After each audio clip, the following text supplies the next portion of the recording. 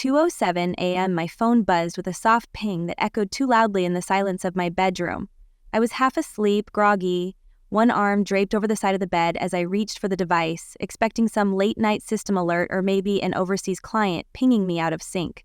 What I saw instead was an all-staff email with the subject line, "Leadership changes effective immediately." My heart thudded once, then dropped like a stone. I opened it with a growing sense of dread, and the words stared back at me, brutal in their brevity. Effective immediately, Rachel Linwood will no longer be affiliated with Apex Solutions. Please direct all product communications to Kevin Hart or Dana Miller moving forward. That was it. No explanation, no thank you, no direct communication. I was terminated by a group email in the middle of the night. I lay there staring at the screen, the blue light painting my face with a hue colder than the pit in my stomach. This was how 7 years of blood, sweat, and absolute dedication ended. No meeting, no call, no respect.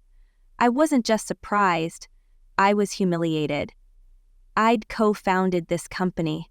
I was there when we were operating out of a sublet space above a laundromat, when we built our first prototype using second-hand servers and pulled 2 all-nighters just to meet a beta deadline. I was the one flying cross-country, closing clients face-to-face while the others were still designing logos and decks. It was me who got Amazon's mid-tier logistics division to sign with us. Without that contract, Apex would have been a LinkedIn memory. And yet here I was, erased like I'd never existed. I sat up, pulled the covers off, and paced the floor of my one-bedroom condo, too angry to be tired. My mind ran through the last 6 months, trying to piece together how we got here. Of course, it hadn't been a sudden fall, it was slow and strategic. The changes began after we took Series B funding and the board insisted we bring in a professional CEO. That's when Jared Walsh entered the picture. Tall, charming, Stanford MBA, perfectly curated for pitch decks and magazine profiles. At first he was all praise. "Rachel's our secret weapon," he'd say in meetings. "She knows the clients, she lives the product." But the compliments became colder, more generic. Soon I was excluded from high-level planning sessions. Then he hired Dana, a VP of product strategy who seemed suspiciously familiar with my roadmap. I remember the exact moment I realized I was being boxed out. It was during our annual strategy summit in Napa. I'd flown in thinking I'd be leading the breakout on product innovation. Instead, Jared introduced Dana to the room and said, "She'll walk us through where we're headed." My slide deck never made it on the screen. That night, I got drunk alone at the hotel bar, still trying to tell myself I was overreacting. Now, I knew better. That email wasn't a surprise. It was a final move in a game I didn't realize I'd already lost. What hit me hardest wasn't even the betrayal. It was the cowardice. Jared didn't even have the spine to speak to me directly. After everything I gave this company, he dumped me into the spam folder of corporate history. But here's the thing they forgot. While they stripped me of my title and revoked my badge, they didn't touch my equity. I still owned 22% of Apex. Because I never sold, I believed in what we built, and that belief came with paper and signatures that no PR manager or backdoor politics could erase. I sat back down at my kitchen island, opened my laptop, and clicked through my shareholder documents. As the screen lit up, a sense of eerie calm settled over me. If they wanted me out of the room, fine. I'd just changed the address of the building. They thought this was the end of my story. But I wasn't done. Not even close. When Jared Walsh first joined Apex, I wanted to believe the board's decision made sense. We'd grown faster than anticipated, and I understood the appeal of a polished, camera-ready executive who could charm venture capitalists and speak fluent scale. I even advocated for his onboarding in the beginning because I thought I could focus on what I did best: product, innovation, real user problems, while he played the political games in glass offices. But Jared wasn't here to partner, he was here to replace. And looking back, I can see now that his takeover didn't begin with that 2 a.m. email. It started the moment he stepped into our office and shook my hand like he already owned the place. At first, it was subtle. He'd restructure meetings so that I was left off calendar invites. My input on product timelines would be delayed for review. Then he created new roles, people with nebulous titles like Head of Vision Architecture or User Cohesion Strategist, who somehow always had overlapping responsibilities with mine. The message wasn't loud, but it was clear. I was being slowly pushed to the periphery. And while I tried to play along, telling myself it was just growing pains, the knife twisted deeper each month. I remember walking into a Tuesday morning leadership sync, where we'd traditionally sit around the small glass table and hash out product goals, metrics, and upcoming launches, except this time the seating had changed. Jared sat at the head, of course, flanked by Dana and Kevin, both of whom had joined within the last 6 months. My usual seat had a binder on it labeled Visitor Packet. I stood there for a second too long, unsure if this was some kind of sick joke. When I asked Jared if there'd been a mistake, he smiled like a politician and said, "We're trying a more streamlined format. You'll be looped in post-review." Streamlined. That was his favorite word. Whenever he was cutting someone out, gutting a department, or erasing someone's contributions, it was always in the name of streamlining. Then came the deck. My deck. I had spent weeks preparing a new product roadmap tied to user insights and market data. It was supposed to be the cornerstone of our Series C investor presentation, but when Jared delivered the pitch to the board, he used my structure, my insights, and my slide titles, just without my name. One of the junior PMs, someone I'd mentored from her first day, sent me a screenshot afterward with a short message. "I thought this was your deck." I stared at it for 5 full minutes, heart pounding, before typing back, "It was." I confronted Jared. I waited until the office cleared out one evening and walked into his corner space with the city skyline glittering behind him. He didn't even look surprised when I brought it up. "It's not about ego, Rachel," he said smoothly. "We're building something bigger than individual recognition. And honestly, your insistence on ownership over ideas is starting to look territorial." I left that room shaking, not with fear, but with rage, because I realized then that he wasn't trying to improve the company. He was erasing its history so he could rewrite it with himself as the author. And still I stayed. Part of it was pride, part of it was denial, and a lot of it was hope. Hope that someone on the board would notice, that the team would speak up, that results would speak louder than optics. But Jared was smarter than that. He didn't wage war in the open. He won through whispers, insinuations, and small humiliations. He started referring to me as legacy leadership in meetings, legacy, like a fax machine or an old CRM platform. Then he brought in a consultant to evaluate cultural fit across departments. I was the only co-founder asked to participate in 3 separate interviews. I knew what was coming, even if I didn't want to admit it. The final straw, the moment that confirmed how calculated it all was, came during an off-site strategy weekend in Tahoe. Jared presented a vision slide for Apex 2. It featured 10 pillars, each one supposedly representing a foundational value for our next phase. Not one of them had anything to do with what we'd built the company on. Gone were the references to user trust, organic growth, or technical integrity. Instead, it was buzzword soup: agility, market expansion velocity, brand voice convergence, and then he introduced Dana as the future of product while I sat 3 rows back, not even on the panel. That night, I got an email from our former head of partnerships, Nora, who had left a few months earlier in what we thought was an amicable departure. She forwarded me a thread she wasn't supposed to have seen, an internal discussion between Jared, Kevin, and the board liaison. The subject line? Transition plan for Rachel Linwood. It was dated 4 weeks prior, 4 weeks before they actually fired me. Bull. 4 weeks of pretending everything was fine. 4 weeks of smiling in meetings while planning my exit behind my back. The worst part? The thread made it clear they weren't firing me for any failure or misconduct. It was strategic. They wanted to modernize leadership optics and centralize vision under a unified voice. That unified voice was Jared's. The memo even mentioned their concern about potential PR fallout and outlined a silent phase-out model to minimize internal turbulence. That model included the middle-of-the-night email. I didn't respond to Nora. I couldn't. I sat in my living room with that email open, feeling like the ground beneath me had shifted. Not because I was being let go, I'd suspected that for a while, but because of how deliberately and coldly it was executed. I was never a liability. I was an inconvenience, an obstacle to full control. And so they erased me. But they forgot one thing. They forgot I still held equity. Real, legally binding Series A preference equity. And while they played politics and puppeteered my downfall, I never sold. I never diluted. I never left the cap table. Which meant I wasn't gone. Not really. Not where it counted. As I shut my laptop that night, I wasn't sad. I was done being shocked. I was focused, because if they thought the silent phase-out was the end of the story, they hadn't met the version of me that didn't care about titles or status anymore. They had erased me publicly, but I still existed on paper, and paper, when moved the right way, could flip empires. The morning after the email, I woke up with a clarity I hadn't felt in months. There were no tears, no heartbreak, no frantic calls to board members begging for an explanation.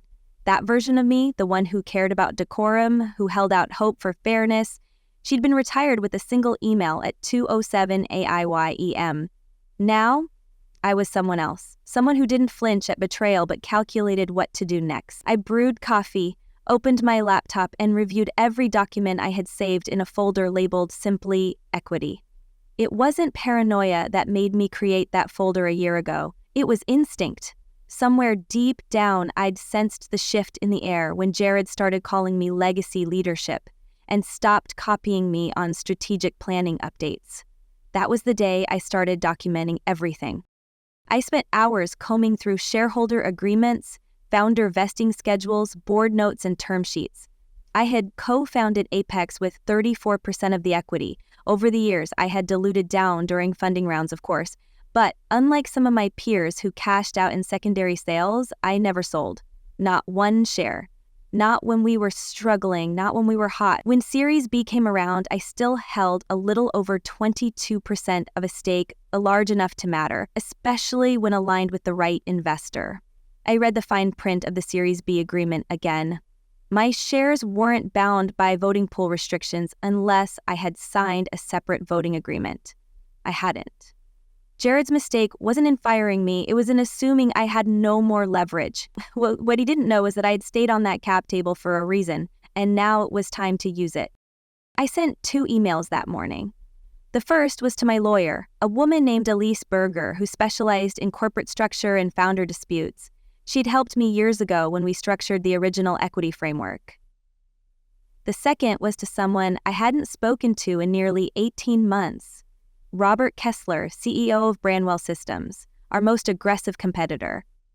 Robert and I weren't exactly friends, but there was a mutual respect. We'd been on opposite sides of some hard-fought deals in the past, but we also shared something else. He'd once offered to buy Apex before our Series A closed, and I was the one who had convinced the board to say no. His exact words when I turned him down, "You'll regret this. Not today, not next year, but someday." I didn't regret it then. But now, maybe it was time to return the call. Before either of them responded, I needed to clean up the remnants of my existence at Apex. I logged into every personal account that had once been synced to my work computer. I revoked app permissions, downloaded my personal files, and ran a sweep of anything I might have forgotten. What hit me hardest wasn't the technical work, it was the silence. No texts, no emails, no one from the leadership team reached out. People I had hired, trained, promoted, ghosted me like I never existed. When I tried to log into Slack, my credentials were denied. I checked our internal Notion workspace, blocked. Even the employee portal where we tracked HR policies now returned an unauthorized message. They hadn't just fired me, they'd scrubbed me from the system. I still had access to one thing, though, our investor dashboard. It was a simple portal that updated quarterly to reflect cap table changes, funding rounds, and investor memos. And there it was, in black and white. Rachel Linwood, 22.4% common stock, no transfers, no lockouts, still active. I stared at my name like it belonged to someone else, and then I smiled. They could delete my email, they could cut off my badge, but they couldn't delete that number. By noon, Elise called. She was calm, composed, but her voice sharpened when I explained what had happened. "They didn't provide cause?" she asked. "None," I said. "No misconduct, no formal review, no due process, just an email." "Then we have options," she replied. "And depending on how strategic you want to be, we could go far beyond a wrongful termination claim. You still hold significant leverage. especially if we coordinate with a strategic acquirer. I was thinking the same, I told her. I've already contacted Branwell. There was a pause. You're serious? Robert Kessler responded within the hour. His email was short and to the point. Tell me you're not joking. You want to talk? I'll clear my day. I met him in a private conference room at a boutique hotel downtown. He looked older than I remembered, gray at the temples now, but still sharp as a scalpel. I wore black, brought no laptop, and carried only a legal pad. He didn't bother with pleasantries. Just feel like your steak. I want to talk about what you'd do with 22.4% of your biggest competitor's cap table if it came attached to an insider who's seen everything. What changed? He asked. They cut me out. Thought I'd go quietly. And you won't. I met his gaze evenly. Not a chance.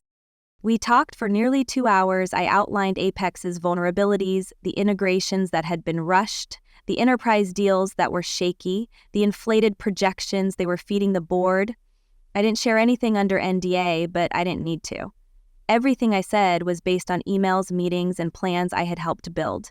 He listened carefully, asked sharp questions, and took few notes. By the end, he sat back and said, "If this works, it could be the end of Apex as they know it." "That's not my goal," I replied. "I don't want to destroy them. I want them to understand what happens when you erase the wrong person." "And you think this is the way?" "I think they left me no choice." That night I sat alone in my apartment, the city lights outside glowing like static on glass. I didn't feel vindicated yet, not angry, just aligned. Like I'd finally stopped clinging to a ship that had already set sail without me. I reviewed Elise's memo, which laid out the legal options. I could trigger a vote if I found even one more significant shareholder who sided with me. I could sell my stake under a silent clause to a non-competitor, but that felt like surrender. Or I could do the unthinkable, partner with Branwell in a soft acquisition play that would destabilize Apex from within. The idea wasn't just corporate strategy, it was personal, it was clean, and above all, it was deserved. Before I went to bed, I received a message from a number I didn't recognize. "Rachel? It's Samir. Just wanted you to know, not everyone agrees with what Jared did. We're still watching." It wasn't much, but it reminded me I wasn't as alone as they'd hoped. They wanted silence. What they were about to get was the sound of a fuse, quietly burning. 2 days later, Elise and I met again, this time in her firm's midtown office, tucked inside a sleek tower that smelled of polished glass and quiet power. She handed me a thick printout bound with a crimson clip. "This is everything we'd need to initiate a shareholder-led resolution," she said. "But before we even go there, let's make one thing clear. You have leverage most people only dream about. Rachel, you're not coming to the table empty-handed. You're coming in with a tort."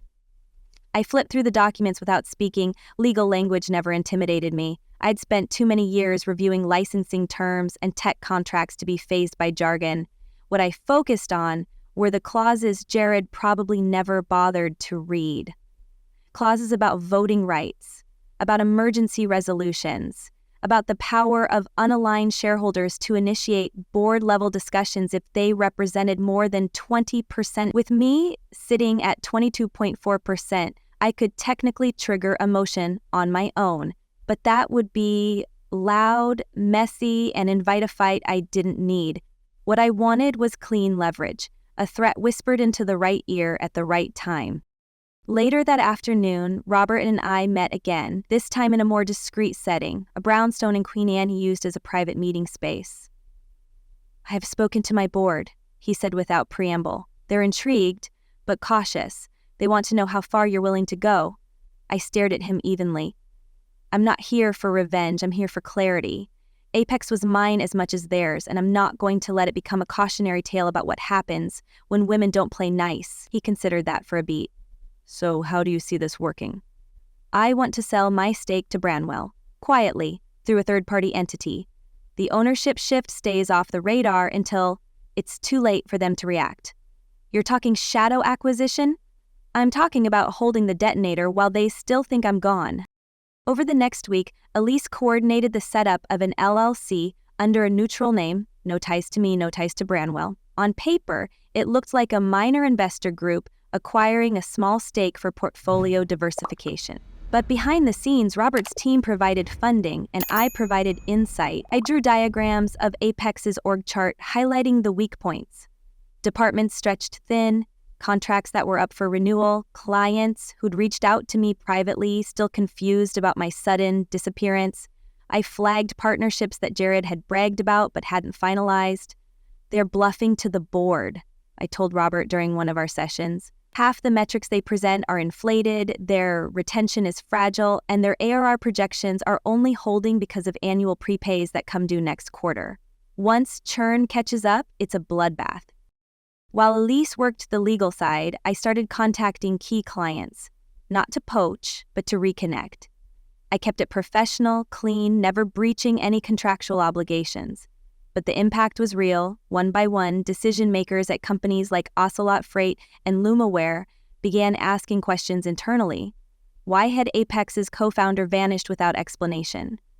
Why had the person who onboarded them disappeared overnight? Internally, Apex's silence was becoming a liability, and it was only a matter of time before that silence turned into suspicion. Meanwhile, I received word from Samia, my old director of engineering. He had been with Apex almost from the beginning and had always been quietly loyal. "Morale's cracking," he texted me. "People are whispering. Jared's saying you burned out and left, but nobody's buying it." He followed that with something more interesting. A forwarded invite to an all-hands meeting titled Refocusing the Vision, Apex 2. The meeting was scheduled for Friday at 11 a.m. Attached was a one-page internal memo, accidentally left unprotected. In it, Jared outlined plans to rebrand the leadership legacy and transition product narratives to better align with current executives. I read it 3 times, jaw clenched. They weren't just ignoring what I'd built, they were erasing it. That Friday, while Jared stood in front of a carefully curated slide deck spinning a tale of collaborative evolution, Robert's team executed the final phase of our deal. The LLC officially acquired my 22.4% stake and filed the paperwork. It wasn't public yet, it wouldn't be for another few weeks, but the deal was done. That Elise and I had taken every precaution. Non-compete boundaries were respected, disclosures were timed with strategic intent, and no one could pin this directly on me. Yet. After the all-hands meeting, Samir called. "He really thinks he's untouchable," he said. "I don't even know if he realizes how thin the ice is under him. Let him dance on it," I replied. "It won't crack until the room's full." I didn't need to act immediately. I needed them comfortable. I wanted Apex to run headfirst into their next board meeting with smiles and inflated projections and be blindsided by a simple question from an investor. Why is 22% of our company now held by a mysterious third party with ties to our biggest competitor? To push things further, I sent a message to one of our original investors, Amira Quinn from Velocity Capital. She and I had butted heads in the past, but she respected clean numbers and despised being manipulated. I kept it short. "You should take a closer look at Apex's cap table. There's a change coming you weren't told about." She didn't reply, but I didn't expect her to. Amira wasn't the type to respond with words. She responded with mooms. By the end of the month, I heard murmurs. Apex had postponed its board meeting. Jared was reassessing strategic risk exposure. A few of my old contacts forwarded snippets of chatter. Confused VCs asking questions, worried project managers requesting legal opinions. Robert called me one evening with a half laugh. "You've created a beautiful kind of chaos."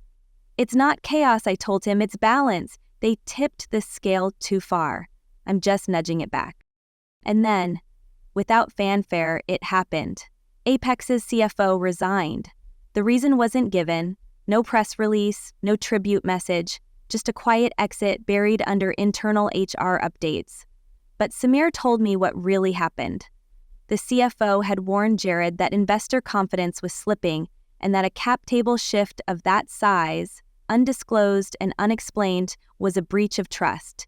Jared refused to address it, saying it would blow over. The CFO walked the next day. That was the first fracture, the first domino. And I wasn't even in the room. I watched from the outside as the cracks deepened. I didn't interfere. I didn't call attention to myself. I just waited. methodical and deliberate.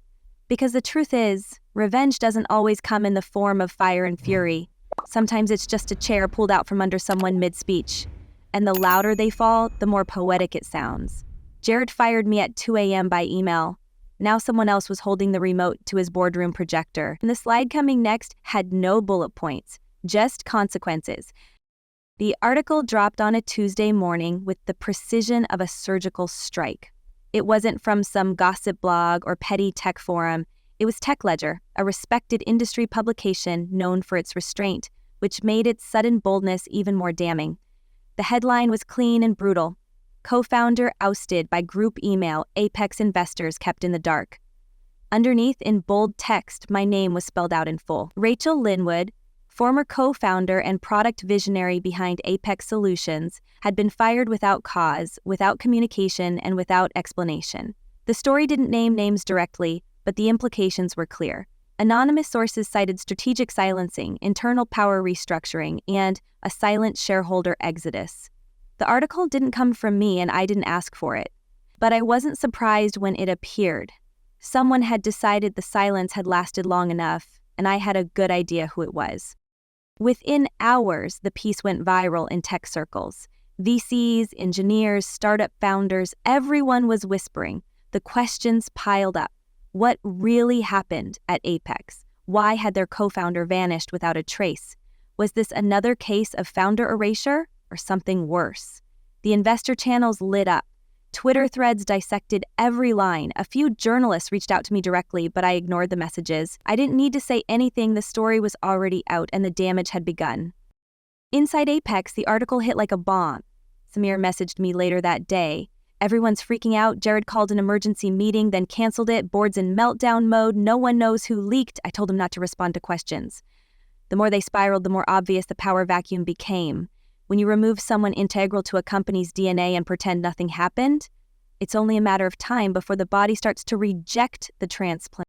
Branwell played its part beautifully. Just 3 days after the article dropped, they announced a new product suite, Branwell Core Pro, a platform targeting Apex's exact customer base, launched with nearly identical integrations and positioned as an ethical alternative for enterprise clients who value transparency and continuity. The announcement came with a limited-time incentive. Companies willing to migrate from Apex would get a 3-month onboarding program led by industry veterans with deep domain experience. They didn't say my name, but they didn't have to. Robert and I met in person that evening. He poured 2 glasses of rye, handed me one, and said, "This is a masterpiece." I shook my head. It's not revenge, it's a mirror. They built a story without me in it, and now they're looking at the reflection. Still, he said, clinking his glass to mine, hell of a reflection. That week, Branwell received direct inquiries from 7 of Apex's existing clients. 3 signed non-binding letters of intent to explore migration, 2 asked for immediate demos, and 1, Ocelot Freight, the client I had personally onboarded years ago, terminated their contract with Apex, citing leadership instability. Their departure was public and deliberate. They posted a press release lauding Branwell's ethical leadership and respect for legacy voices. It was a surgical takedown disguised as a business pivot. Inside Apex, the unraveling accelerated. Jared called a company-wide meeting to reaffirm values and recenter the mission. Samir told me it felt like a hostage video. Employees didn't ask questions. They stared silently, waiting for answers that didn't come. Rumors began circulating that the board was considering leadership restructuring. 2 of the junior PMs who had worked directly under me quit the next day without notice. As their departure messages were pointed, "We believe in what Apex used to stand for. That version no longer exists." Then came the internal leaks, screenshots, chat logs, meeting invites. Someone inside Apex began funneling material to Tech Ledger, documents proving that Jared had presented inflated metrics to the board, that revenue forecasts were padded with unconfirmed deals, that internal morale scores had tanked following my removal. The story evolved from a human interest profile to a full-blown scandal. Investors were furious. Employees were terrified. Jared was, by all accounts, isolated. I stayed quiet, never gave an interview, never issued a public statement. The power of absence worked in my favor. I had become a ghost with fingerprints. The woman who wasn't in the room, but was on every whiteboard, and the longer they avoided addressing me, the louder my silence became. Elise called to confirm that Brandwell's acquisition vehicle had completed all required filings. Legally, Brandwell now owned 22.4% of Apex, and the board had been formally notified. That was the moment I'd been waiting for, the moment where the private deal became a public problem. The board demanded an emergency meeting. Jared tried to delay. He claimed procedural missteps, claimed unauthorized filings. But the documents were airtight. Brandwell was now the second largest stakeholder in the company, and they had questions. The night before the board meeting, Robert sent me a single text. He's going to walk in thinking he still runs the room. I wrote back, let him. The fall will be better that way. The next day, Samir texted me as the meeting began. He looked sick. 30 minutes later, they're tearing into him. An hour after that, Amira just said you made Apex vulnerable by underestimating your own people. And then finally, board has called for a vote. He's not coming back from this. Jared was removed as CEO before the meeting ended. Brandwell's acquisition of my shares had triggered a full governance review, and the vote passed with Amira's backing. He didn't get to resign gracefully. He was terminated, just like I had been. But unlike him, I didn't send a group email. I didn't have to. The final blow came in the form of a valuation reset. Apex's value plummeted after Ocelot and two other major clients pulled their business. Investors slashed internal valuations, employee equity dropped, and the whispers about acquisition became full conversations. Brandwell made a public offer, strategically low, deliberately provocative. They weren't just offering to buy Apex. They were offering to clean up the mess Jared had made. I watched it all unfold without saying a word, not to the press, not to Jared, not even to the board, because sometimes the best revenge isn't a speech or a confrontation. Sometimes it's a vacuum, an empty space where your name used to be, now filled with their regret. I didn't destroy Apex. I didn't need to. I just reminded them who had built it, and what happens when you remove the foundation and pretend the walls won't fall. Jared fired me in silence. I answered back without a single word, and the echo of it would ring through that company for years. The days following Jared's removal unfolded with the strange quiet of a battlefield after the last shot's been fired. Not silence exactly, more like the stunned hush of people trying to make sense of what just happened. Inside Apex, the sudden shift sent tremors through every level of the organization. The executive team went into survival mode, issuing vague statements about strategic realignment and interim leadership. No names were mentioned, no apologies offered, but everyone knew the air inside those walls had changed. Jared had been the architect of their present, but the blueprint was always mine, and now the framework was collapsing under its own artificial weight. The board installed a temporary CEO, a finance veteran named Gloria Chan, brought in not for vision, but for control. Her job was to stabilize, reassure investors, and evaluate acquisition offers. Translation, clean house and prep the company for sale. From where I sat, outside but not irrelevant, it was strangely satisfying to watch it happen. I hadn't burned the building down, but I'd made sure they understood the cost of removing the foundation. The product roadmap I'd once poured myself into had stalled. Several teams were now leaderless. Clients had grown skittish, brand trust had eroded in record time. But Jared never understood was that leadership wasn't about commanding the room. It was about being the reason people showed up for work with purpose. You can't fake that. You can't PowerPoint your way into it. And when you try to replace it with politics, eventually the people you sidelined become the very people who hold the detonator. Brandwell, of course, continued to move with ruthless precision. Their product suite rolled out new updates weekly. They hired 2 former Apex engineers, both of whom had left quietly in the chaos, and gave them space to build what they'd always wanted to without the bureaucratic sludge Jared had introduced. Brandwell's CEO, Robert, released a carefully worded statement. In today's tech landscape, ethical leadership and transparent culture aren't optional. They're everything. The line was subtle, but the message was loud. Apex, once the darling of the enterprise SaaS world, was now being treated like a cautionary tale in real time, and I had nothing to do but watch. I didn't need to push anything. Momentum had taken over. One afternoon, Elise invited me to a lunch meeting, half strategy, half celebration. Over salmon and coffee, she handed me a packet of papers. Final transfer confirmations, she said. Branwell's position is formal. There's no pathway for Apex to claw back anything now. They're exposed, and they know it. I nodded, flipping through the documents. Any word from Jared? She gave me a look. None. He's disappeared. Probably licking his wounds or prepping some podcast comeback about being misunderstood. I smirked. Let him. He built a story without me and then got buried under the plot twist. Samir messaged me later that week. He'd stayed at Apex despite everything because he believed in the product, in the team, and what we originally built. Now, under new leadership, he said the company felt quieter. Not calmer, just muted. It's like everyone's trying not to say your name, he wrote. But your absence is the loudest thing in every room. I didn't reply right away. What could I say? He was right. You don't erase someone who built your walls and expect the roof to hold. But what mattered to me wasn't vengeance anymore. It was legacy. I didn't want my name whispered in fear. I wanted it remembered in respect. The acquisition talks grew louder. Gloria Chan opened Apex's books to several potential buyers, and while there were initial murmurs of interest from private equity, it was Branwell's follow-up offer that changed the game. They didn't just want the clients, they wanted the code, the contracts, the infrastructure, everything but the ghosts. Robert made an offer that was slightly under Apex's peak valuation, but still generous enough to force the board's attention. It was conditional, of course. He wanted a clean break from the Jared era, and he wanted written confirmation that none of the remaining execs who had participated in my removal would be staying post-sale. The message was clear. This wasn't just a buyout. It was a purge.